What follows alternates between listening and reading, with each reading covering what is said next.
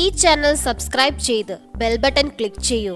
വാഹന ലോകത്തെ വാർത്തകളും വിശേഷങ്ങളും നിങ്ങൾക്ക് നോട്ടിഫിക്കേഷനായി ലഭിക്കും.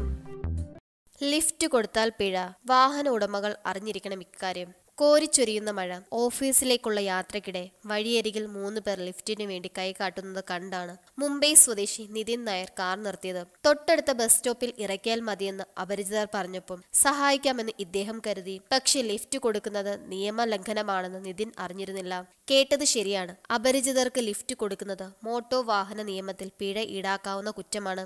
അപരിചിതർക്ക് ലിഫ്റ്റ് കൊടുത്തെന്ന കാരണത്താൽ പോലീസ് പിടിച്ച് പിഴയടപ്പിച്ച അനുഭവം നിതിൻ പങ്കുവച്ചപ്പോഴാണ് ഇങ്ങനൊരു നിയമമുള്ള കാര്യം ഭൂരിപക്ഷം വാഹന ഉടമകളും അറിയുന്നത്.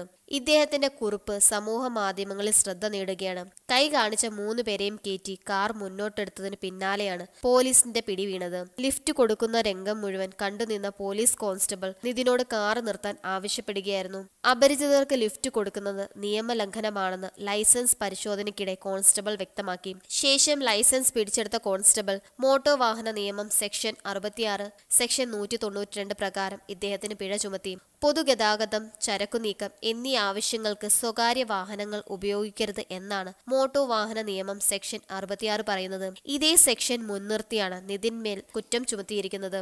അതേസമയം രോഗം, അപകടം പോലുള്ള അടിയന്തര സന്ദർഭങ്ങളിൽ സെക്ഷൻ 66 നിയമത്തിൽ ഇളവ് ലഭിക്കും.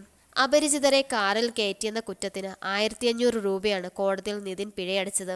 ശേഷമാണ് പോലീസ് സ്റ്റേഷനിൽ നിന്നും ഇദ്ദേഹത്തിന് ഡ്രൈവിംഗ് ലൈസൻസ് തിരികെ ലഭിച്ചത്. ഒറ്റപ്പെട്ട റോഡുകളിൽ ലിഫ്റ്റ് ആവശ്യപ്പെട്ടുള്ള ആസൂത്രിത ആക്രമണങ്ങൾക്ക് ചെറുക്കുകയാണ് നിയമത്തിന്റെ പരമമായ ലക്ഷ്യം. ഇതിനു പുറമെ സ്വകാര്യ വാഹനങ്ങൾ ടാക്സിയായി ഉപയോഗിച്ച് വാണിജ്യ നികുതി വെട്ടിക്കാൻ ശ്രമിക്കുന്നവർക്കും നിയമം തടയിടും.